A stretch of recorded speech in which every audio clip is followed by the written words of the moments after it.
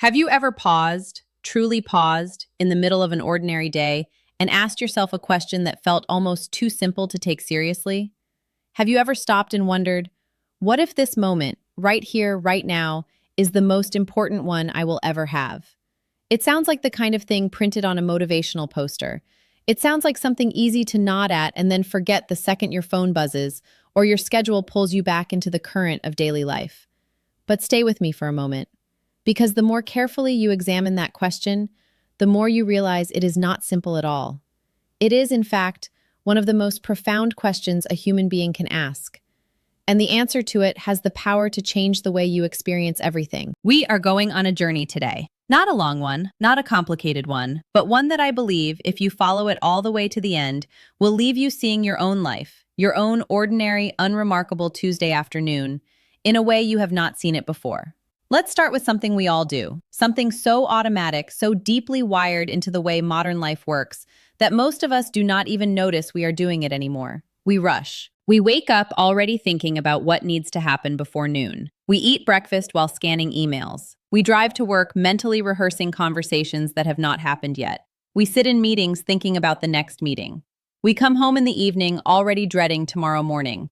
And somewhere in the relentless forward motion of all of it, the actual texture of our days, the feel of the morning air, the sound of someone we love laughing in the next room, the way the light hits a particular window at a particular hour, slips past us almost entirely unnoticed.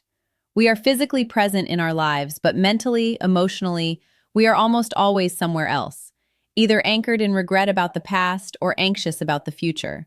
The present, the only place where life is actually happening, becomes a thoroughfare we pass through on the way to somewhere we are always almost reaching, but never quite arriving at. And here is the quiet tragedy in that. The somewhere we are always rushing toward, we never fully arrive there either. Because when we get there, we are already thinking about the next destination. The promotion leads to worrying about the next promotion. The milestone leads to the next milestone. The finish line keeps moving. And life, the actual substance of it, keeps happening in the spaces between our plans, largely unwitnessed by the people living it. Now, I want you to picture something. Close your eyes for a moment if it helps. Imagine standing at the edge of a still pond early in the morning. The water is completely calm, glassy, the kind of surface that perfectly mirrors the sky above it, so that for a moment you almost cannot tell where the water ends and the sky begins.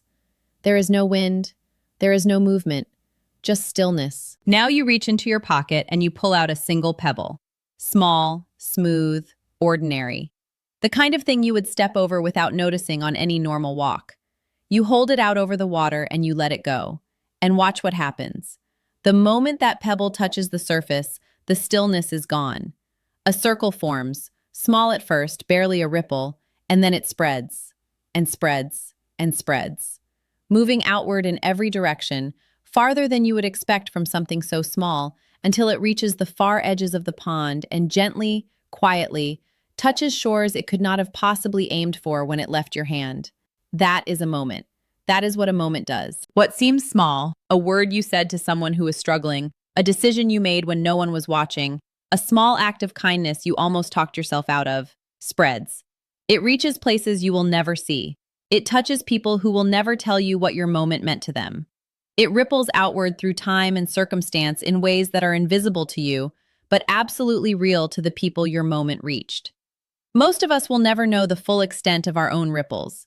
And that is not a reason for despair. That is a reason for reverence. Because it means that nothing, not a single genuine moment of presence, connection, or care, is ever truly wasted. Think about the moments that have shaped your own life most deeply. I would be willing to bet that many of them were not the grand, planned, Instagram-worthy occasions. They were not the graduation ceremonies or the carefully organized celebrations. They were smaller than that, more specific, more unexpected. Maybe it was something someone said to you in passing, a teacher who told you they believed in you at a time when you did not believe in yourself, a stranger who offered a kindness when you were at your lowest point, a quiet morning with someone you loved before you knew how much you would one day miss them. A moment of sudden clarity when you were sitting somewhere ordinary, a bus, a park bench, a kitchen table, and something shifted inside you in a way that was difficult to explain, but impossible to forget. Those moments did not announce themselves. They did not arrive with fanfare. They simply happened. And because you were present enough to receive them, they changed you. That is the invitation at the heart of everything we are exploring today.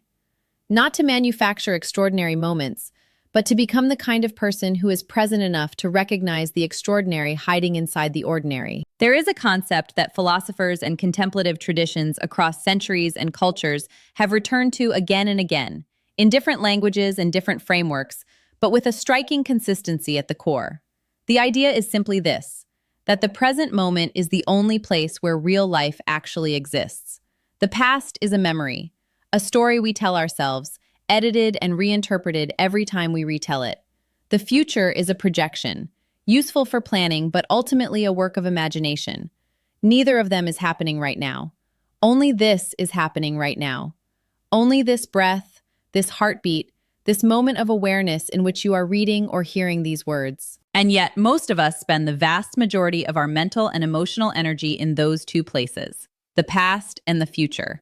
While the present, the only place where we can actually do anything, where we can actually feel anything, where we can actually connect with another human being, passes by largely unoccupied. Living in the present does not mean abandoning your plans or ignoring your history. It means bringing the full weight of your attention to bear on whatever is actually in front of you right now.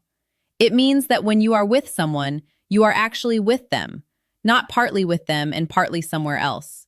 It means that when you are doing something, you are actually doing it, not doing it while simultaneously half thinking about 12 other things. Presence is not passive. It is one of the most active, demanding, and courageous things a human being can practice, because it requires you to stop running. And for many of us, stopping feels terrifying, because stopping means feeling everything we have been outrunning. But here is what waits for you on the other side of that stillness. When you genuinely slow down, when you allow yourself to actually inhabit the moment you are in, rather than passing through it on the way to the next one, something remarkable begins to happen. The world does not shrink, it expands. Colors become slightly more vivid, conversations become richer. The people around you become more real, more complex, more interesting than they seemed when you were only half paying attention. You begin to notice things you had been missing, the small daily miracles that surround every human life. The way someone laughs, the smell of rain on warm pavement, the specific quality of late afternoon light on a particular day in a particular season. None of these things are extraordinary in themselves, but experienced fully, with genuine presence and attention, they carry a weight and a beauty that no amount of future achievement can manufacture. And crucially, you begin to make different choices. Because when you are present, you are actually in contact with your own values, your own instincts, your own sense of what matters. Decisions that used to feel automatic or reactive become more intentional. Kindness that used to feel effortful becomes more natural. You start to realize that most of the things you were rushing toward matter far less than the quality of attention you bring to the journey itself. So the next time life accelerates around you, and it will, because that is what life does, try this. Take one breath, a real one, not a distracted half breath between tasks, but a full, deliberate breath that brings you back into your body and back into the room you are actually standing in. Look at what is actually in front of you. Not the problem, not the plan, not the worry, just what is actually, physically, concretely here. And ask yourself, what does this moment need from me? Not tomorrow, not the version of you that has everything figured out, just you, now, in this moment, with what you actually have. You might be surprised by the answer.